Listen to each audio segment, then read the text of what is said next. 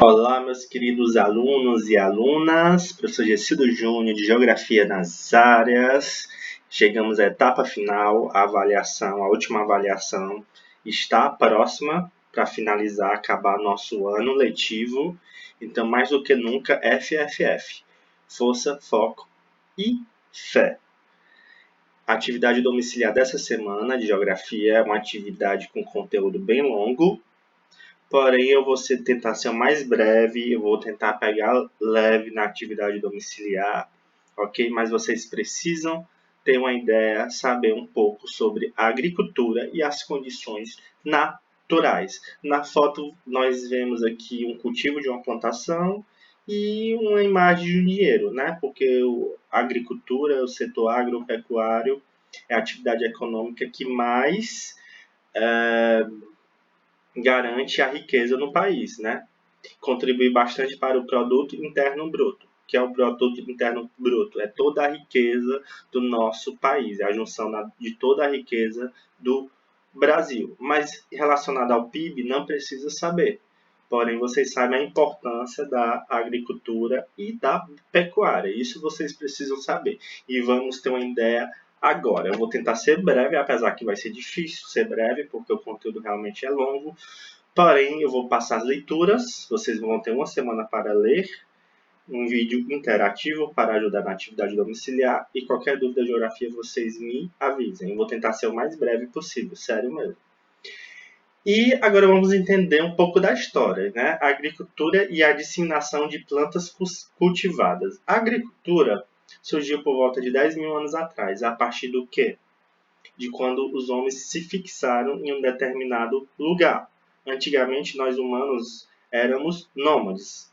Ficava de um lugar para outro, principalmente de acordo com as estações do ano, cultivando, colhendo, caçando, pescando. Porém, de acordo com a estação do ano, saía de um lugar para outro, não se fixava. Porém, a partir por volta de 10 mil anos atrás foi que eles começaram a se fixar, nós humanos. A partir que se fixaram, começou um desenvolvimento de uma técnica agrícola e também a domesticação dos animais, como os bois, bovinos, caprinos, suínos. Aí começaram a ter os gado mesmo, né? A criação dos animais, que é a pecuária, criação dos gados e também da agricultura. A partir dessa fixação foi que começou a ter habitações, aldeias, o que propiciou o crescimento das cidades, o crescimento populacional, o desenvolvimento das técnicas, não somente a técnica agrícola, todo o desenvolvimento cultural, desenvolvimento das cidades, desenvolvimento da tecnologia. Até hoje, porque a agropecuária é um dos setores mais importantes, é o setor mais importante da nossa economia, é o setor mais importante. Ok? Vamos prosseguir. E como é que se deu essas técnicas, professor? Começou a partir do quê? Principalmente as técnicas de cultivo, né? De irrigação do solo, de fertilização do solo, por exemplo. Em Portugal, teve o ciclo da cana-de-açúcar. Em lugares frios, a cana-de-açúcar é difícil de desenvolver. Então, na época da colonização, então vieram para países onde o clima é mais quente, como o Brasil, e começou a plantação de cana-de-açúcar, principalmente aqui no Nordeste. Porém, a cana-de-açúcar é originária da Índia. Com as técnicas, começaram a plantar aqui. Hoje observamos cana-de-açúcar aqui, porém não é uma planta originária do Brasil. É originária da Índia, como o cacau, é originário das florestas tropicais e equatoriais da América, que já é mais daqui, já pega aqui, né? Nós vivemos, né, no clima tropical e também próximo à linha do Equador, né? O café é de origem africana, também em terras mais quentes. A banana de clima tropical, né? Quente e úmido, que é da Ásia, mas se adaptou bem aqui. A manga e a jaca também da Índia. né, não é originária daqui. Quando nós saímos para o interior, ou vemos plantações, achamos que banana era daqui, jaca, manga, não, mas era da Índia. Sofreu um processo de acordo com o clima e as técnicas de adaptação, por isso que vemos aqui também, ok? Da mesma forma, como diz aqui o texto, o milho, o feijão, a mandioca, a batata. Então, a partir das técnicas, existem plantações, né, originárias de outros países, com clima semelhante ao do nosso e que a plantação dá certo. Porém, existem plantações também de climas subtropicais ou temperados que também foram cultivados no sul do Brasil, como é o trigo, a aveia, o centeio e a cevada. Para cultivar uma plantação de climas temperados ou, por exemplo, tropical ou em climas temperados, por exemplo, cana-de-açúcar no Canadá, como é que vai desenvolver uma cana-de-açúcar que é de climas tropicais quentes no Canadá, que é um país gelado, com temperaturas abaixo de zero? A não ser se seja na estufa, então tem que ter uma técnica, porém sai mais caro, ok? Vamos prosseguir. Acabei de falar. As técnicas agrícolas, como podemos observar, foram sendo desenvolvidas a partir, né, dessa fixação dos seres humanos, né? Inicialmente feito artesanalmente de ferro ou de madeiras resistentes, como podemos observar nas figuras, né? Olha como começou o desenvolvimento das técnicas a partir do século XVIII, aliás, a partir de 10 mil anos atrás, né? Mas a partir do século XVIII foi desenvolvendo mais, com a Revolução Industrial no século XIX foi desenvolvendo mais ainda, e hoje é bem desenvolvido, né? Tanto para aumentar a produção de alimentos, né? Ó, acabei de falar da Revolução Industrial, a pessoa não está nem lendo. Com a Revolução Industrial, a necessidade de aumentar a produção agrícola levou à invenção de instrumentos, porque a demanda do consumo aumentou. Então, a técnica também foi se desenvolvendo cada vez mais, de acordo com a demanda. A demanda é o quê? A grande população consumindo, comprando. Isso que injeta uma injeção no mercado, né? Que faz funcionar o mercado interno e externo. Vamos prosseguir? A irrigação. Então, para o desenvolvimento da irrigação, do cultivo de plantações, precisa de uma irrigação, né? Um sistema de água para o plantio se desenvolver. E nesse slide aqui podemos observar as primeiras irrigações para tornar as terras férteis. Aqui a imagem dos rios Nilo, que fazia tipo um poço de água para irrigar ao redor, né, ao solo, para ser propício ao plantio, ou tipo, ó, aqui, usando águas subterrâneas em cavernas para irrigar também ao entorno. Então, essas técnicas surgiram a partir de 10 mil anos atrás, em 6 mil anos atrás foram se desenvolvendo, 4 mil anos atrás na Mesopotâmia, no Rio Nilo, no Egito. Antigamente, nessa época, né, 6 mil anos atrás, milhares de anos atrás, essas técnicas foram desenvolvidas principalmente às margens dos rios, como o Rio Nilo, Rio Tigre, Rio da Mesopotâmia. Hoje não precisa ser tão próximo ao rio não. O sistema, as técnicas estão mais avançadas, como vamos ver logo a seguir. Porém, vamos ver aqui os problemas ambientais decorrentes da irrigação. Eu acho que eu já até falei sobre os problemas ambientais, né? A agropecuária, a agricultura, é um setor que mais consome água do nosso planeta. E a água é vital, né, para a nossa vida, vital de vida. Principalmente a irrigação. A irrigação consome muita água. É o setor que consome mais água. E isso gera um impacto ambiental muito grande, né? na qualidade de água, de ordem econômica, social e ambiental, porque compromete também a qualidade, né? Imagine uma área irrigada, como diz aqui, com excesso. A água não aproveitada pelas pessoas pode retornar aos corpos das superfícies de águas subterrâneas, que são os lençóis de águas, ou os lençóis freáticos, que ficam no subterrâneo da superfície terrestre. E essas técnicas agrícolas também têm fertilizantes para desenvolver a plantações ou agrotóxicos. E esses fertilizantes contaminam a água. Então, causa a poluição e compromete essa qualidade para outros usos, além do grande consumo, que é o setor que consome mais água. E a água é um bem precioso, não somente para a gente, para as outras gerações. Temos que pensar nas outras gerações. Vamos prosseguir.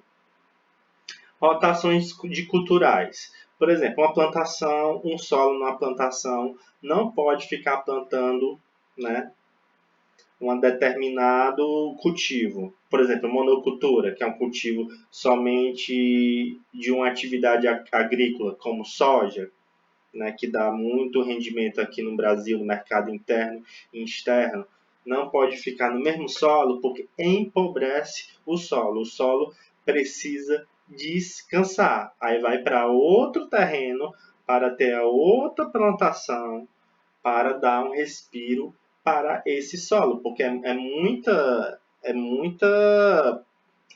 agressivo para o solo ficar plantando só um determinado tipo de planta, cultivo de planta.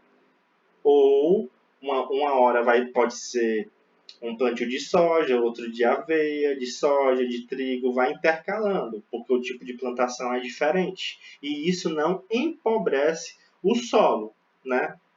E também evita as pragas, porque um cultivo de uma plantação somente numa determinada região pode dar pragas. Então é por isso que tem que ficar alternando no solo para não deixar ele pobre ou inférteis, para não atrair pragas e isso tem uma rotação de culturas, de plantação, tanto de soja, aveia, deixa o solo descansar, ou planta outra plantação, como trigo, milho, para preservar o solo e continuar fazendo ele férteis, né? Continuar fértil e não causando uma infertilidade, né? Ou pragas, ou acabando com o solo, ou fazendo uma erosão no solo. Então, diversas técnicas preservam as plantações juntamente com o solo, né? E é isso, vamos prosseguir. Ó, aqui mostra novamente o que o professor acabou de falar, né? Retira os nutrientes. Por retirar muitos nutrientes pode empobrecer, principalmente se for uma monocultura. O que é monocultura?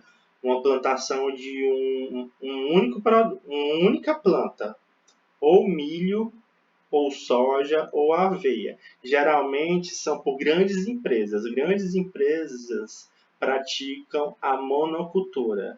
A agricultura familiar praticam mais a policultura, que mesclam cultivo de uva, de trigo, de aveia. Isso que é a policultura, que são várias plantações. Policultura, monocultura, ou somente uma única plantação. A monocultura traz mais impacto ambiental e a biodiversidade.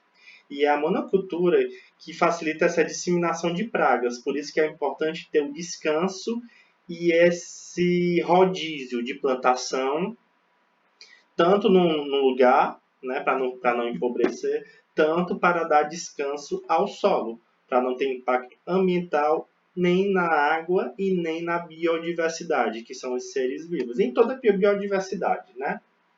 Aqui fala do plantio direto, que é, por exemplo, da cana-de-açúcar. Essas palhas, ela serve como um adubo de nutrientes, melhora a fertilização, as palhas de cana-de-açúcar que mostra, né? E ajuda no cultivo, né, para a realização de um novo plantio. É tipo um sucos, ó, vai aplanando para plantação e para desenvolver. E essas palhas ajudam para nutrir o solo. Ok? Isso não vai cair na atividade domiciliar, não. Vamos prosseguir. 15 minutos já, né? A influência das condições naturais sobre a agricultura, né? Apesar de ter beneficiado de grande desenvolvimento nesses milhares de anos, tanto técnico como científico da ciência, ela ainda depende das condições naturais. A vegetação é o espelho do clima. Então, se tiver um aquecimento global, uma mudança climática, vai diretamente refletir, influenciar no tipo da vegetação, ou até acabar com a vegetação, ou a condição de desertificação, enfim. Então, a vegetação do planeta Terra é o espelho do clima, né? Então, depende muito das condições naturais, principalmente do clima e também do relevo.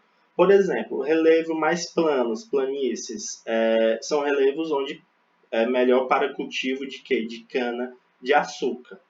Já relevos acidentados, mas ó, como você vê aqui uma escarpa, aí faz um tipo assim, uma técnica de curvas de níveis.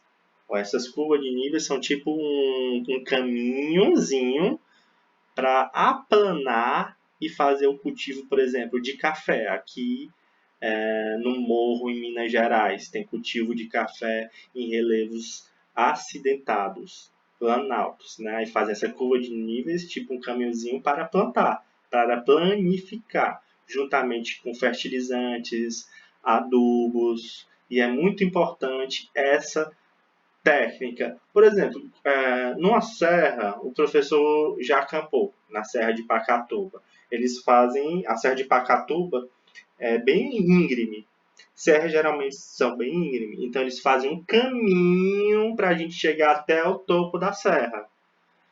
É a mesma coisa com a plantação, né? Esse caminho é meio plano, né? Deixa o mais plano possível, apesar do relevo ser íngreme, para a gente conseguir subir sem despencar, né? É o mesmo que acontece na plantação de café. Ok? Aí precisa tipo desses buracos assim de curva de níveis, ó. Esses buracos, não. Essas planificações, né, que são as curvas de níveis, não são buracos, são planificações. Porque para você identificar, você vê tipo um buraquinho, mas não. São aplanando a parte acidentada. Aí você vê aqui, ó.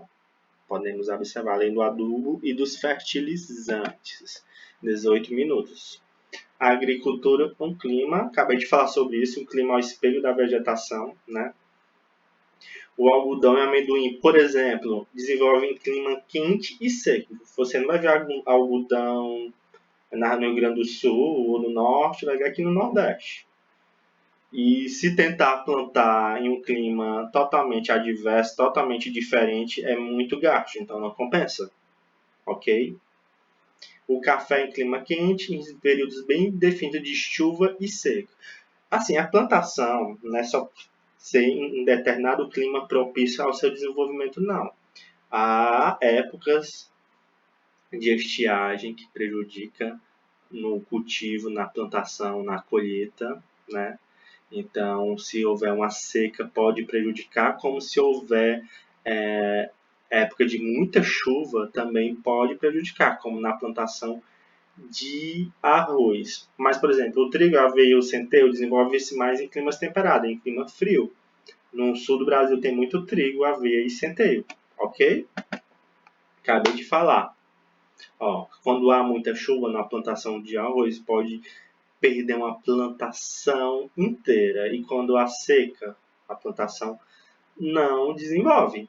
Aí é um drama. É um drama, porque diminui a produção e isso leva ao aumento do preço final no supermercado. Quando há esses problemas de muitas chuvas, perdas, porque aí vai ser muita demanda para pouca colheita. Então o preço aumenta e isso prejudica bastante na economia do Brasil.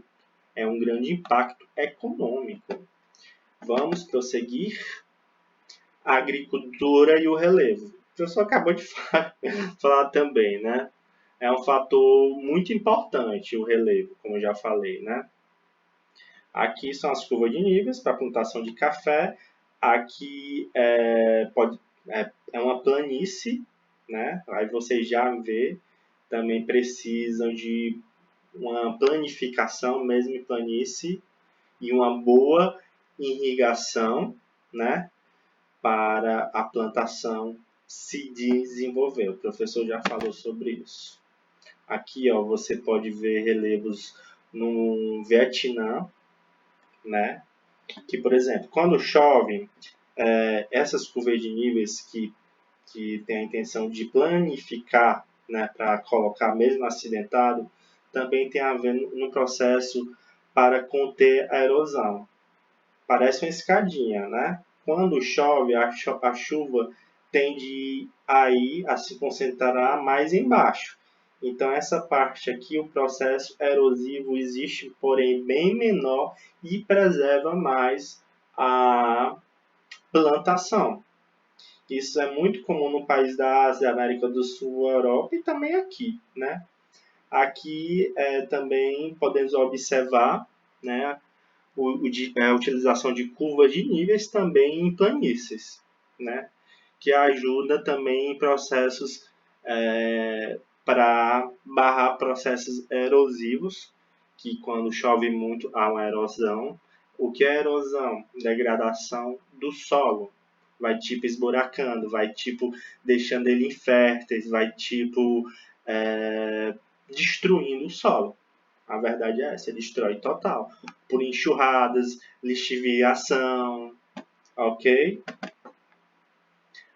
Então, outra coisa que ajuda é o processo de calagem, principalmente em solos ácidos. Por exemplo, os solos do Cerrado, ali no centro-oeste, no sudeste, eles são muito ácidos. E lá uma enorme implantação de monocultura de soja. Então, para diminuir a acidez e ajudar no desenvolvimento do cultivo, principalmente de soja, não é unicamente, eles fazem esse processo de cal, né? Eles colocam, né? Aplicam o calcário no solo, né? Antes do plantio ou de soja ou de cana-de-açúcar para correção da acidez. Aí isso ajuda na fertilidade, né? Então esse é um procedimento muito técnico, né? Procedimento técnico que corrige a acidez com adubação, né? Para que se obtenha uma boa colheita. Olha que legal. Quase acabando. Agora é a degradação e perda da compactação e erosão. O professor falou sobre isso. Olha aqui o solo totalmente destruído. Vocês acham que dá para plantar nesse solo destruído? De jeito nenhum. Aí não cuidaram bem, o processo de erosão, de degradação do solo foi muito rápido. E, porém, ter fé que na natureza restabeleça, né, isso, porque aqui não tem nem como recuperar. Por isso que é importante a preservação ambiental. Isso é ocasionado pela ação humana, né, sobre a natureza, por essa degradação, essa erosão, né, e isso afeta também a produção de alimentos, matérias-primas, eleva os preços, né. E estudos têm mostrado quando ocorre muita chuva por ano, a perda de 50 centímetros do solo. Mas assim, tem as técnicas aí. Então, vamos.